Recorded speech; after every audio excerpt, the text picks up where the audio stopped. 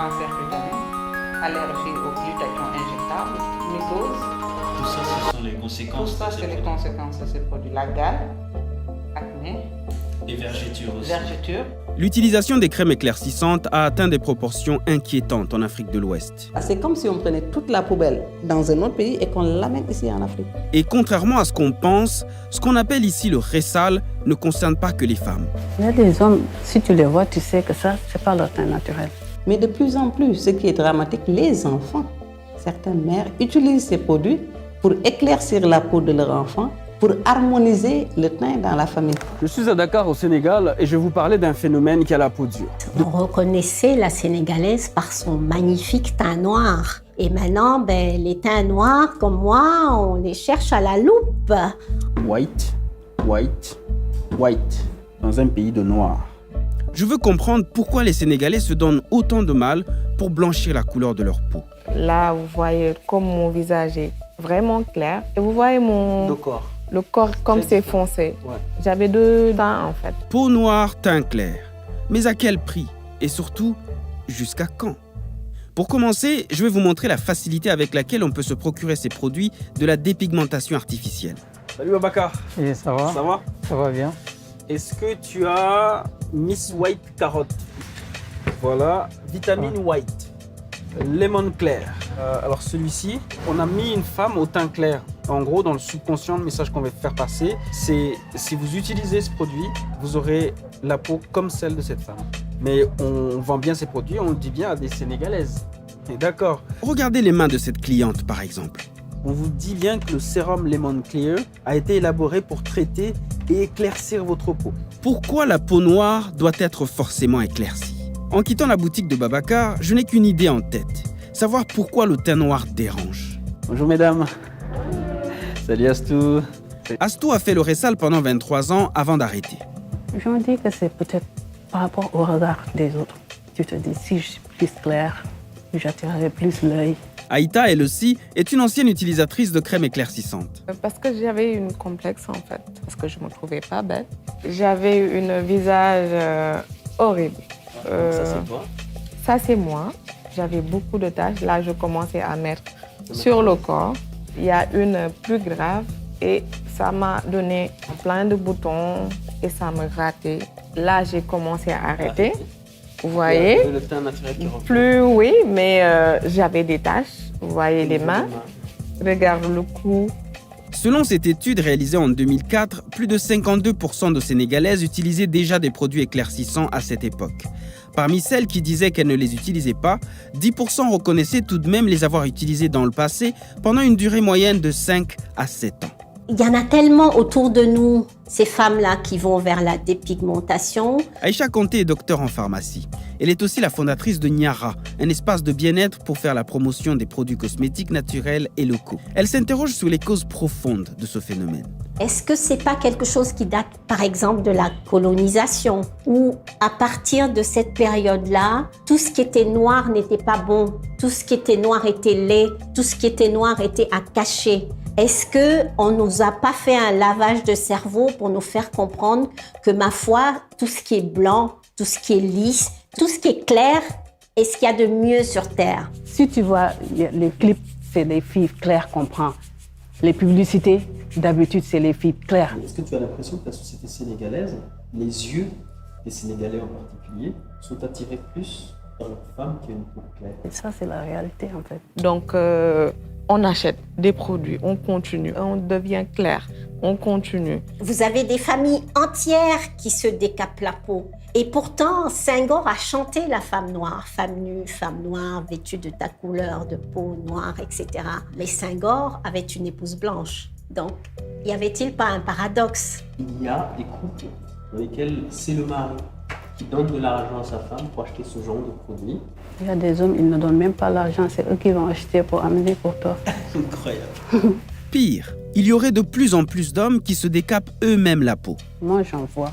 Tu les vois, tu les connais d'avant, tu les vois maintenant, tu sais qu'il a fait le reste. Ça veut dire que même toi, tu ne savais pas, par exemple, ce qu'il y a dans le secteur du retail, Même si tu regardais, tu ne peux pas savoir ce produit-là, qu'est-ce qu'il fait, qu'est-ce qu'il détruit. C'est après que tu vois les conséquences et puis c'est trop tard. Il y a de nombreuses femmes sénégalaises qui continuent encore d'utiliser ces produits et en réalité, elles ne savent pas à quel point c'est dangereux. Et pour le savoir, j'ai rendez-vous avec une dermatologue. Elle est ici au Sénégal une référence dans la lutte contre le sale. J'ai ramené quelques produits avec moi. On a White Secret, Caro White, on a Melly White et j'ai ici White Express. Est-ce que vous reconnaissez certains de ces produits? Ben, tous, hein. Les patients qui viennent sont habitués de ces produits, hein, donc, et puis on les trouve partout. Hein. Beaucoup de spécialistes qui sont contre ces crèmes disent qu'elles sont dangereuses. En quoi sont-elles dangereuses? Donc, elles sont dangereuses en raison de leur composition. Comme vous le savez, la plupart de ces produits, surtout les laits de corps, contiennent de l'hydroquinone. Et quand ils contiennent de l'hydroquinone, non pas à visée thérapeutique, je répète, mais à visée cosmétique, à des quantités et pour une durée indéterminée, s'accompagne de toutes les toxicités qu'on peut retrouver avec l'hydroquinone. Ce produit est si dangereux qu'il a été interdit au Royaume-Uni, au Japon et dans les pays de l'Union européenne. Et pourtant... Les provenances, c'est l'Europe. Dans l'Europe, il y a la France, bien sûr, il y a l'Italie, il y a l'Espagne. Ici, au Sénégal, ces produits sont fabriqués, mais c'est sans commune mesure avec ce qui se fait à l'étranger. En Asie. Qu'est-ce qui arrive quand on applique ce genre de produit continuellement et régulièrement sur sa peau? Le but visé quand on applique ces produits, c'est de détruire la mélanine ou d'empêcher la synthèse de la mélanine. Or, quand on détruit la mélanine pour des personnes qui vivent sous les tropiques, avec le soleil, vous voyez ce que ça produit, puisque la mélanine est censée nous protéger contre les radiations UV qui sont cancérigènes. En gros, ce sont ce genre de produits qui sont la raison de l'augmentation de malades dans votre service. En hospitalisation. L'utilisation de ces produits dépigmentants, ceux-là et d'autres, constitue un facteur de risque de l'apparition de ce qu'on appelle les dermo-hypodermites bactériennes, qui, je le répète, constituent la première cause d'hospitalisation aujourd'hui dans les services de dermatologie en Afrique, au sud du Sahara. L'Afrique du Sud les a bannis depuis 1980. Car en Afrique du Sud, au temps de la ségrégation raciale, les femmes noires voyaient les produits blanchissants comme un moyen de se rendre belles et désirables en rapprochant leur teint de peau de celui des élites blanches. Donc ça veut dire que si on veut interdire ces produits-là, il faut interdire leur entrée dans le pays. Donc il y a une forte responsabilité de l'État par rapport à ça. Comment tous ces produits dangereux arrivent sur le marché? Aïcha Conté et Fatima Tali me mettent aussitôt sur une piste. Parce qu'ils rentrent au Sénégal normalement.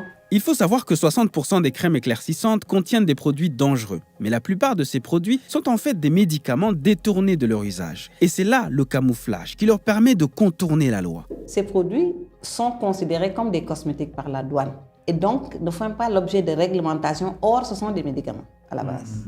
Mais il y a un problème du coup sur la réglementation. Oui, il y a un problème sur la réglementation. En 2019, le gouvernement interdit toute publicité de ces produits dans les médias, mais pas les produits eux-mêmes. Pour comprendre pourquoi, je suis allé voir Mokhtar Samb, commissaire aux enquêtes économiques et chef de la division de la consommation et de la sécurité des consommateurs. Il m'explique que le Sénégal se base sur 2 lois pour appréhender, contrôler et inspecter les produits non alimentaires, dont les cosmétiques. La première loi, c'est la 6648. C'est une loi qui date de 1966. Vous conviendrez avec moi que c'est une loi qui a 50 ans, plus de 60 ans de durée de vie. Donc il est temps que cette loi soit révisée. Ici, un aspect particulier intéresse les enquêteurs.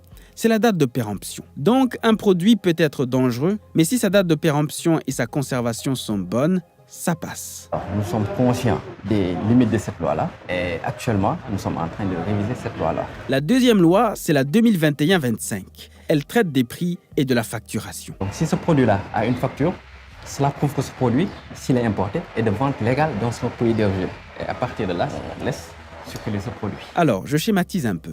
Imaginez qu'un produit décapant qu'on va appeler super clair arrive au Sénégal en provenance de France. En gros, si sa date de péremption est bonne et que sa facturation est correcte, Super Clair se retrouve sur le marché sénégalais, sans analyser sa composition chimique parce que son pays d'origine est supposé l'avoir fait. Donc nous comptons insérer l'obligation de certifier les produits non alimentaires. Parce que pour le moment, ces produits non alimentaires ne sont pas certifiés à l'entrée. Et cette nouvelle loi, si elle passe, est censée changer la donne. Actuellement, l'Association sénégalaise de normalisation est en train d'élaborer une norme sur les produits cosmétiques et les produits éclaircissants. En attendant, les crèmes éclaircissantes continuent de faire des ravages. Des industriels des pays du Nord gagnent beaucoup d'argent au détriment de la santé des populations. Or, l'Afrique a besoin de ces jeunes en bonne santé et pas des jeunes qui se détruisent. Jusqu'à quand va perdurer le complexe de la peau blanche?